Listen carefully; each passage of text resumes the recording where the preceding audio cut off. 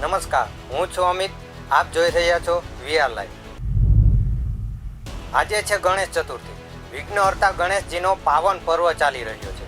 દેશભરમાં ગણેશજીને વધાવવા માટે અનેરો ઉત્સાહ જોવા મળી રહ્યો છે.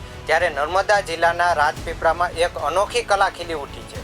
અહીં એક મહિલા નેલ આર્ટિસ્ટ હેમાંગીની દોશી નખ પર ગણેશજીની સુંદર કલાકૃતિઓ અને શુભ ચિહ્ન દોરી રહી છે. હેમાંગી દોશી સ્કૂલના સમયથી જ આર્ટનો શોખ ધરાવે છે. કોરોના કાળમાં તેમણે નેલ આર્ટ શીખી હવે તેણે પોતાનો વ્યવસાય બનાવી લીધો છે. સામાન્ય રીતે લગ્ન સિઝનમાં નેલ આર્ટનો ક્રેઝ હોય છે, પરંતુ હવે દરેક તહેવારમાં પણ તે લોકપ્રિય બની રહ્યો છે. જેમ કે ગણેશજી, નવરાત્રિ, જન્માષ્ટમી વગેરે તહેવારોમાં ચિહ્નો દોરાવવામાં આવે છે. ગણેશ ચતુર્થી નિમિત્તે ગણેશજીના આર્ટવાળા નખ કરાવવા માટે મહિલાઓ મોટી ભીડમાં જામી છે. હું નેલ આર્ટનો બિઝનેસ કરી રહી છું. આ હમણાં ટ્રેન્ડિંગમાં ચાલી રહ્યું છે. પહેલાં વેડિંગ સિઝનમાં બહુ જ ચાલતું હતું, હવે દરેક તહેવારોમાં ચાલે છે. જેમ કે ગણપતિ, નવરાત્રિ, જગન્નાથ. મેં હમણાં ગણપતિનું ટ્રેન્ડિંગમાં ચાલી રહ્યું છે. હું હમણાં નાના ડ્રો કર્યા છે અને એના દ્વારા મને ઘણા ક્લાયન્ટ મળે છે કે જે પોતાના નેલ્સ પર નેલ આર્ટમાં ગણપતિ ડ્રો કરાવે છે. એટલે અમે સનાતન ધર્મને આગળ વધારવા માંગીએ છીએ.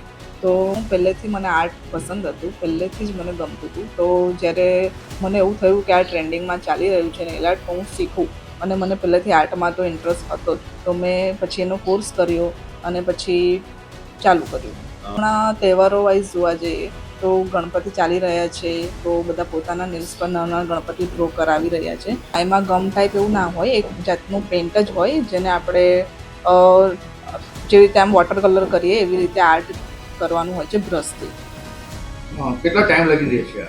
એ રહે છે 10-15 દિવસ આરામથી રહે છે. પછી ઓરિજિનલનો ગ્રોથ આવે ધીમે ધીમે, તો એ આગળ નેલ્સ વધે અને રિમૂવ થાય. નેલ આર્ટનો બિઝનેસ ખાસ મેં સોશિયલ મીડિયાથી જ કરું છું અને તેના થ્રુ જ મને ક્લાયન્ટ મળે છે.